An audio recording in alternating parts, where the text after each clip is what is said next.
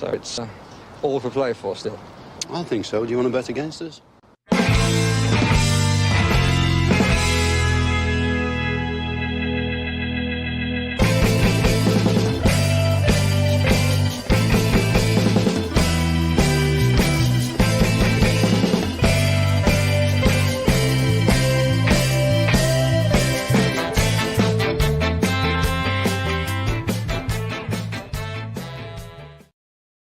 Hi, villains, and welcome to For the Love of Paul McGrath podcast. I'm here on my own today. Good old Patrick. It's coming up to Paddy's birthday. I won't tell you the exact day, so you can all guess in the chat there if you want to. But it's coming up to Paddy's birthday, and he's gone to celebrate tonight. So we've given him the night off. I think he's entitled to that. And as you may tell, tomorrow is St. Patrick's Day, with Paddy's name being Patrick. St. Patrick's Day. You can probably put two and two together why he was named Paddy in the first place. So there is that. There is that as well as to why his birthday is around now. But that's not why we're having a podcast. And we should have a podcast on the origins of Paddy's name. I think it's well worth it that we should have a podcast on the origins of Paddy's name, but just won't be tonight. Tonight's podcast is going to be a little quick preview of Bournemouth versus Aston Villa, or Aston Villa versus Bournemouth at the weekend. A match, I think, whereby if there's any Aston Villa player that was there on the opening day, that played in the game in the opening day, or was involved in the squad, we want to have that game back. And I think that this is the opportunity. Not their finest hour. I would go so far as to say quite a lot of players in that game at the first game of the season. Complete regime change within the dugout. Complete mindset change as well by the team. We're on an upward trajectory, considering back then things went south very, very quickly after that game earlier on in the season. And if you've been living under a rock and you don't know what game I'm talking about, it was Bournemouth 2, Aston Villa 0 on the first day of the season, where we looked so out of ideas. We had no ideas other than cross the ball into the box, into big, massive, tall centre halves, and we looked very, very worrying in that first game. And thankfully, I suppose I would expect us to look and to shape up a lot differently at the weekend. Actually, let me just address a couple of things here first of all.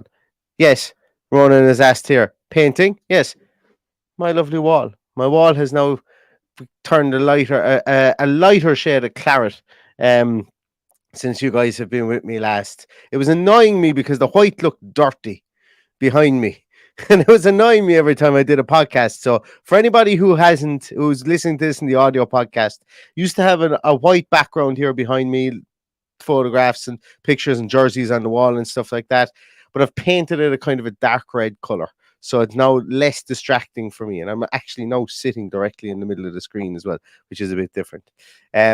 So yes, I have been painting over the last, and I'm not going to tilt my camera upwards because it's a slapdash job and I need to fix the ceiling. That's all I'll say on that matter, because the ceiling is put it this way, I wouldn't pay me to do the job if I was paying me at that stage.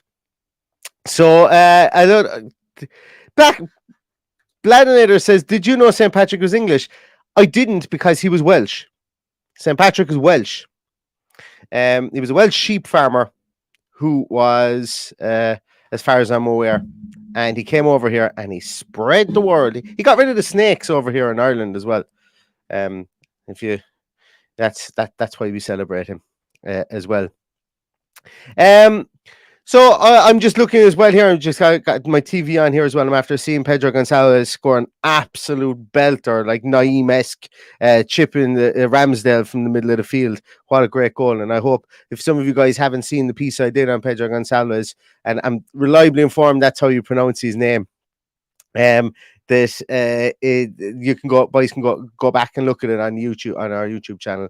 He's a really interesting player, someone we have been linked with and we've been given. There's been a bit of column time devoted to Aston Villa's pursuit of Pedro Gonzalez from Porto. Or sorry, Jesus, I get shot for that. Sporting Club de Portugal, and not Sporting Lisbon, which I was also nearly shot for by an Aston Villa fan who's living in Portugal.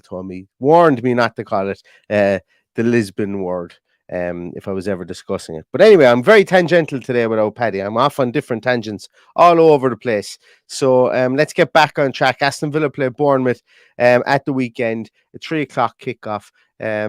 It's look, it's one of the few 3 o'clock kickoffs I think that we've had. Well, we've actually had a couple of them recently, so it hasn't been so bad. But especially at the start of the season, we didn't have any. It was one of the games myself and Paddy had earmarked to go to, but just things didn't work out how we wanted them to be able to get over for this game. Would have been a great game to get over to because like as I say, a 3 o'clock kickoff just after St. Patrick's Day, it would have been the atmosphere would have been nice. And Aston Villa being on that upward trajectory that they're on at the moment, as I say. But Bournemouth would be no slouches. They've been very promising in their last two games against top opposition. We all saw what they did against Arsenal. They went up 2-0, ultimately losing 3-2 to the Reece Nelson goal in like the 96th minute. And then they bounced back really well. And Gary O'Neill has, albeit the Bournemouth are in the bottom half or in the relegation zone, should I say, Gary O'Neill's done a really good job. He's done a really good job to keep them competitive there. They've spent a bit of money in January. They've brought in the likes of Zabarnier, Awatara, I think is how you pronounce his name, who's been really good for them there on the wing, giving them a real outlet to be able to carry the ball forward. He's been really good. They brought in the guy Senesi, brought in Semenyo, Hamid Traore as well as somebody that they've brought in. So they brought in a lot of attacking talent and then bulked it up as well with Zabarnier. As a centre half, hasn't played an awful lot, if at all, I think, since he's come into the club. And then Senesi as well there, who scored against Arsenal from a corner. And that's I wanted to kind of break down those two games and what we saw from Bournemouth in those two games, because as I say, they're two top teams. They're two teams, Arsenal specifically top of the league. They couldn't get it over the line to get a point there. But Liverpool come and played them last week, and Philip Billings scores, who's really been their top player this season. He's done a little bit of everything. We know him ourselves being that anchor at the bottom of the the midfield. Now he's playing a small bit further forward, playing behind Solanke, and it's a kind of a predicament that we faced like we did against West Ham last week, where they've moved a Thomas Souček from playing in that 6 role up to playing in the 10, and it just gives a different dynamic. Somebody like Philip Billings is just a big, tall, brutish man, but now he's getting into the box and he's scoring goals. He's their top scorer this season. He's got 6 goals. They have Kiefer Moore, who scored against us in the opening day of the season. He's next in the pecking order with 4 goals. Tavernier has 3 goals. Dominic Solanke has 3 goals as well. So they've spread around their goals, but Philip Billings is really going to be their main man. He's somebody that we're going to need to marshal, and we're not going to have Boubacar Kamara. I would imagine we're not going to have him. So he is definitely somebody that, as I say, we're going to need to keep an eye on for sure. Is Philip Billings. But against Arsenal, they played a 5-4-1, and essentially, literally everybody, the average position for every single player they had was in their own half. They scored a goal in the first minute of that game, if you remember. It was Philip Billings scored that goal, and then they scored in like the third. I'm going to say the 30. Maybe the 42nd minute or something like that. In that game, it was a corner. Senesi gets his head on it, and then Arsenal come back up the field and Partey scores. I think it was Partey scores straight about 4 or 5 minutes after that. And then the tide turned really quickly. They made a load of substitutions. I think they made 3 or 4 substitutions in a short space of time after conceding that goal. Looked to kind of compact it again, conceded the second one, and then obviously Reece Nelson comes off the bench and scores that goal against in the last kick of the game, I suppose, really. But they had some really good performances in that game. As I mentioned, Billings was very, very good there. Outara was their main threat, carrying the ball. I think he carried it 8 times in that game, and it was really a case of he was the only one that was allowed to progress the ball by dribbling it, by carrying the ball forward, kind of like we would have done with Jack Grealish when we were first up in the Premier League. They really relied on him to carry the ball out, to give the defence a break, and he did that very well against Arsenal. They played 5 at the back, as I said. Was it Mepham, Stevens and Senesi. I think that's who they played at the back. Lloyd Kelly wasn't there, and they played Zamora at left back, and he was gettable. Like, they got at Zamora in that game. Arsenal did, and if he is playing at the weekend, it would be something I would be hoping that he would be playing, because while he does get forward a small bit more, he leaves space in behind. And if they come to Aston Villa, I think they're going to come for a draw at the weekend, because they need to continue to get points. We're going to need to get in behind their full backs if they do that. And if they do, I think they're going to play Zamora if they're going to play five at the back, and that'll be interesting to see what happens there, because it'll also be interesting to see what we do from that point of view, because that is the focal area on this team at the moment. If there is going to be no Boubacar Kamara, I would imagine John McGinn slots in there in that 6 role again. Not ideal, I know for sure. But if he does, and he slots in there, that's something that we're just going to have to suck up, I think, for the game that's in it. The other side, I would imagine Jacob Ramsey will marshal that with Buendia coming into the team as well. And look, who's to say he doesn't play Bailey again? I know, like, after the game, we were very critical of Bailey. We will continue to be critical of Bailey, I think, until we see other things. We can only call it as we see it. I know a lot of you guys in the comments afterwards were very critical of Bailey. We're playing with a deck that we need to shuffle at the moment, but we've only got a limited amount of cards, and I don't know whether Unai Emery is going to pick him at the weekend, and it's going to be an interesting team sheet tantrum. And the team sheet tantrum, I will most likely be doing it from a pub at the weekend. So Paddy is going to be minding the house for the podcast, for the team sheet tantrum at the weekend, and I will be on my jollies. So it's going to be an interesting one there as well. But like, the difference there is, like, against Liverpool, they had a lot more of the ball against Liverpool. They were able to get a lot more passes, and the passes were spread out amongst their team against Liverpool as well. That was one of the big differences. I was very surprised at how dull Liverpool were in midfield. Yes, they got the ball forward.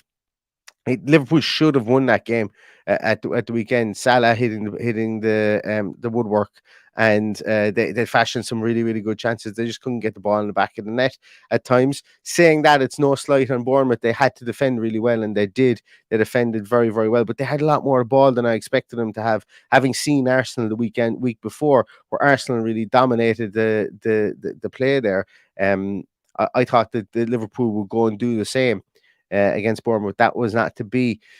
One player I want to talk about as well that they have is Dominic Solanke. Obviously, they bought him for big money a couple of years ago, and he did the business in the Championship. And he's a bit of a funny fox. I'm going to say that because he does some things really well. He's actually deceptively good in the air, really deceptively good in the air. But he is a one man. He gives the ball away in very opportune positions for a defense to start the counter attack. I look back over their last couple of games when he started, and he's given away the ball the most of any one of their players. Now, obviously, he's isolated quite a lot up top, but it's the positions he gives the ball away in. He doesn't protect the ball very well at all, specifically when he's going through the middle. And when he gives away the ball, he gives it away early in the transition of attack, and the rest of the team aren't there. And you can see that it must be very frustrating for a midfield player to have him in the form that he's in at the moment when he is giving the ball away, because they don't have time to push up to him to kind of narrow that base of to create a higher block. They don't have that time. Now, yes, the defense then is going to be more compact if you try and counterattack against it that way. But from an attacking point of view, it must almost feel like the likes of what's his name, Jefferson Lerma and Joe Rothwell, and what's the other guy's name? What's the other guy's name that is there? I can't remember the other central midfielder that they have. His name will come to me at some stage. No, not going to get it. They always have to be standing on the toes of their three centre halves, and obviously the reason that they play three centre halves is so that these guys can move out a small bit further. But when your centre forward gives the ball away almost immediately as he gets it, it can be very, very difficult for you to get set like that. So I would imagine that's going to be something that that Gary O'Neill will look at. Potentially in this game, we might see Kiefer Moore come back in. He's fit. We might see that they might go wide a small bit more to Otawara and it's that guy's name, Anthony, on the other side. He actually carried the ball. He had the most dribbles against Liverpool. He was more of their out and out ball carrier against Liverpool, whereas Otara was the carrier against Arsenal. So and the interesting thing was they swapped sides. So Anthony actually played on the left, I think, for a good portion of the Liverpool game, and Outara went to the right for the Liverpool game, whereas he started most of the Arsenal game, if I remember rightly, on the left as well. So the interchangeability there is something that our fullbacks will have to get used to, because Matty Cash has been playing really well since he's come back into the team. I would imagine Moreno is going to start at left back. It's almost like Unai Emery is a home left back and an away left back, but I think Moreno will start there specifically if they go well. Yeah, I'm going to say that Moreno is going to start there because I just think that he trusts him that small bit more. And obviously, we saw him at the weekend against a team that was a good defensive team. He was able to get down that wing, and he did ultimately lay that cross in to Ollie Watkins. And we're going to need to have pinpoint crosses at the weekend as well, because they're going to have three hulks at the back once more. Ollie Watkins is going to be a busy boy. He's going to be even busier if they play Bailey up top with him, because he's going to need to drag more and more people out of the way. It's going to be really interesting to see what they do if Bailey gets another reprieve and starts in there just because we've got lack of bodies. It's going to be really interesting.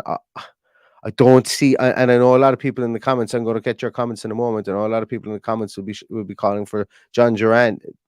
It would be a, how would I put it? It would be a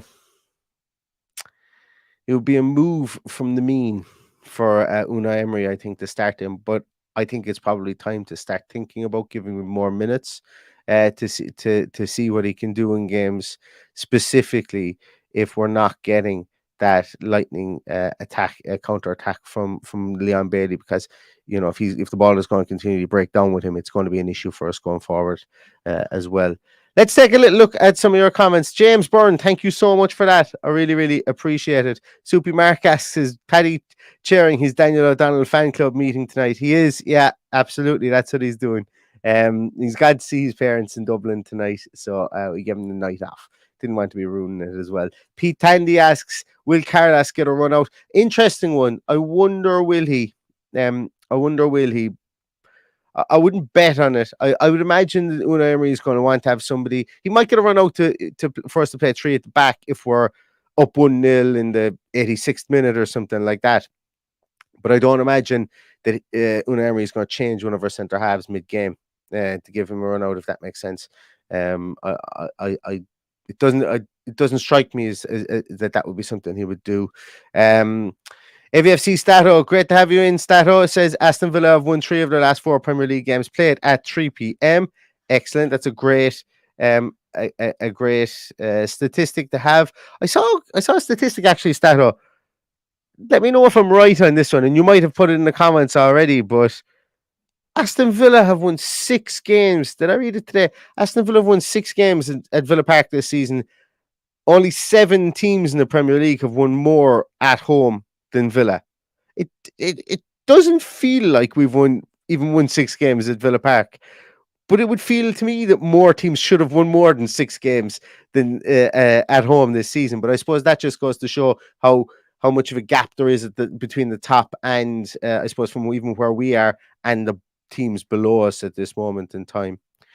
So it's an interesting one. And I also read something about Bournemouth's away form as well, that I think they were like the 3rd worst or the 4th worst away team in the Premier League this season. So somebody can keep me honest on that as well, for sure. Hookah asks, does anybody want Bournemouth to go down mainly because their badges got awful? No, I don't want them to go down because their badge is awful. I'd actually like them to stay up so that they can improve their stadium, and then more people could go to Bournemouth away, because it's supposed to be a lovely town, and they've only got like 11,000 people person stadium. So I'd like them to stay up so that they can improve their stadium. Is what I'd like them to do, but I think it's some of the badge options that were given for the new crest, the new Aston Villa crest. I think if one or two of those were selected, I think we might be candidates for relegation based on what the other potentials were. Not the final two, but there was some rough ones I saw online anyway. Not the official ones, but some fan made mock ups. I wouldn't have been particularly fond of. So but yes, their badge isn't great for sure. What is it again? I had it up there at the start of the podcast. It's like a woman holding a, what's she doing? Oh, a woman heading a ball. Is it? I think that's what it is. Um. Anyway. Anyway. Ba-ba-ba-bum. Where else are we? Global Pilot asked me, what are my thoughts on Marcus Edwards at Sporting on the wing? Yeah, former Spurs player, and went out to Portugal, and I think Spurs actually ate a lot, or they gave up an awful lot of their buyback clause on him, or not their buyback, their percentage, their transfer um, percentage they would get if he sold on, to sign Pedro Porro, the right back that they signed in January as well. I'm going to be honest, I've only looked at him a small little bit. I haven't done any real massive study on him, but he's fast, he's tricky with the ball. He's so it's a strange one because I think he's doing the smart thing in staying on the continent and not coming back at the first drop of a hat to the Premier League. I don't know if there's been any offers for him or anything like that, but I think it's a smart ploy because he could just as easily come back and be a journeyman Premier League player. But staying out on the continent, he gets to have these great nights with Sporting Club de Portugal, and play well into European competitions. And I think a lot more players should do it. I'm a big fan of it. I'm a big fan of Irish players doing it at the moment, young players doing it at the moment. But he's a good player, all right. I haven't got into the nuts and bolts in him at all, but he's certainly making a name for himself out there as well. Where else are we? James Wood. Oh, how did Phillips get in the squad? I presume that's the England squad. Let's have a little chat about the England squad. Actually, just give you my thoughts on it there as well. That it's first of all, the nation of England are blessed with countless quality players. Let me get that one out there, because when you look through the Irish squad there, my good old friend Jeff Hendrick has been picked in central midfield again, and though Finn is as for me. So when you guys are talking about Calvin Phillips getting into the squad, I'm envious that even somebody like Calvin Phillips would be considered surplus to requirements in the England squad. But look, I think Gareth Southgate knows. I think with international football, it's all about just people who can come in and at 3 days' notice play in a certain system, play in a certain way, and it's all about feeling safe with the players that you have. So I think that's why Gareth Southgate picks the likes of Harry Maguire. The big one for me was, I don't see the value in picking somebody like Ivan Toney. I know it's just to have a look at him for down the line, but he's likely going to be banned for the majority of next season. I would imagine he's at least going to get half a year, I would say, for what happened. I think that's really the talking point, because, well, then again, maybe he doesn't. Maybe they know. Like, I would imagine Gareth Southgate knows more than any of us about what's going to come down the line with regards to that. That conversation that's been had with the FA and with Ivan Toney owning up to the point that he made those bets, and that he puts his hand up and he says he did it. I suppose maybe they're going to be more lenient on him. I don't know, but he's obviously in a great run of form, and it seems like if Raheem Sterling was fit, that Toney wouldn't be there and Sterling would be there anyway. I did a piece for AVFC Stato. If you guys haven't seen it, Stato did a great video about Ollie Watkins, and there's a familiar voice on it. I don't know why Dale didn't want to put his own voice over, but he asked me if I would do a bit of do the audio on it, and I said I would. But it's really interesting how much of a kind of crest of a wave Ollie Watkins is on at the moment. It's no surprise to us, obviously. We've all seen it, and we're all delighted, and we all hope that it continues to keep on going. But I still think he's probably 3 players further down on the rung of an England call-up. And to be honest with you, I know everybody wants to play for England. I know it's great to have Villa players in the England squad, but I want him to be knocking the goals in for Aston Villa between now and the end of the season. And I could do with him and the majority of our players, to be honest with you, being back in Bodymore for the international break. But I can understand that there would be frustration with the same old names being on the English squad, specifically like when there's so many great players out there. And it's yeah, as I say, international football is a cruel beast because y- managers will just pick players that they know can come in and do exactly what they want them to do at 2 or 3 days notice. And you think that every footballer should be able to do that, but there's always going to be teachers' pets in any squad, and that's why I'm I'm reluctant to give out too much about Jeff Hendrick. I just personally think that he'll come out and probably have a blinder of a game against Latvia now for Ireland or whatever, and I look stupid. But it just feels like that there's other guys chomping at the bit there, even within the Ireland squad, that could come in there. So, and I think the same is probably being felt by England fans. Like my big one, like I have no idea how Ben White isn't in that team. And I know that he went home. I know he left the World Cup squad. I have no idea how he isn't in that team because he's by far and away better than a lot of guys that are in that defensive set, like Eric Dyer or Ben White. Once again, you've Steady Eddie and Eric Dyer. You've got a better player in Ben White, So there's a lot of kind of discussions. I'd actually love if I had somebody like Bardell or somebody here on with me to discuss this because I'd love to get other people's thoughts on it, on the England squad specifically, because there is a wealth of talent there, and the team feels, or the group of players that are coming through the ranks within England at the moment, the likes of Phil Foden's and even Jack Grealish in there. And with Harry Kane, still in form at 30, it feels like it's a group of players like you should be winning something soon. And because the amount of work that the clubs have done to get players to like Saka and all those, there's some really, really great players there. And I'd actually love to do a podcast. I might actually see if I can get people on to do a podcast just to speak solely about maybe try and get a Scottish fan, a Welsh fan.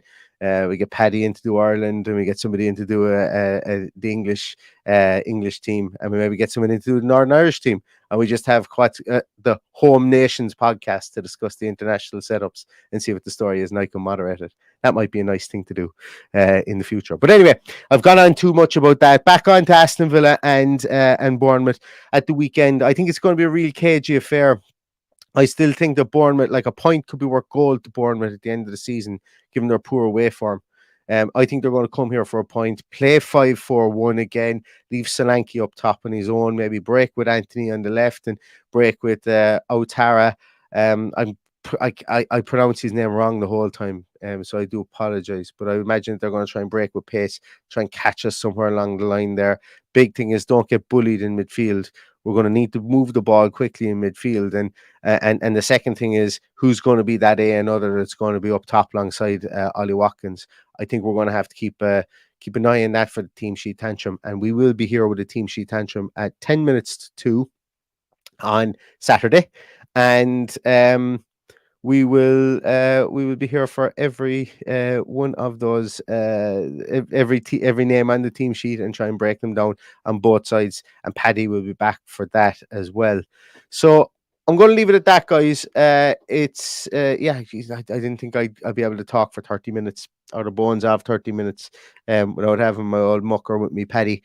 But thanks so much, everybody, for watching and for listening. I know we took a couple of deviations on this one, but it's going to be a good game at the weekend, I think, and it's one game that Villa should be going out obviously to win against Bournemouth because they're below us in the table, but also there should be that added extra bite of avenging what was, I think everybody can almost attest to, a team that were caught cold, and they were caught with sucker punches, two big sucker punches on the first day of the season, and professional kind of pride should kick in if nothing else at the weekend to try and beat Bournemouth. Not that there's any rivalry or anything like that, but it's I think there's a lot of players who want to avenge that because that was a start of a big downward spiral for this team in the first 10 or 11 games of the season before Unai Emery came in. So thanks very much, everybody. Really appreciate the time you always give to the podcast. If you know of anybody you think might like the podcast, give us a shout. This one went off relatively free without any Without any technical hitches. I think it was. I think it's the new color behind me in the background that's done that. But I really appreciate everything you do for the podcast. We'll see you later. We'll see you on Saturday, should I say? 10 minutes to 2, and we'll be back with a team sheet tantrum. And until then, all that's left is. Oh, before I go anywhere, I've been told actually. Before I go, I've been told to give a shout out to a great man from Wexford, from County Wexford, Michael Jacob. The great Michael Jacob there. It's lambing season, and he'll probably be inside the lamb shed listening to this podcast at some stage. I don't know whether he'll be doing it tonight or whether he'll be doing it at 3 a.m. in the morning. And Paddy asked me to give you a good shout out there, Michael Jacob. So if you are listening to this, make sure that you have the gloves on or whatever you need, because I think it's going to be cold tonight. You don't want to be stuck in the lambing shed when it's freezing cold like that. But anyway, stay safe, stay healthy. And all that's left to say is up the Villa.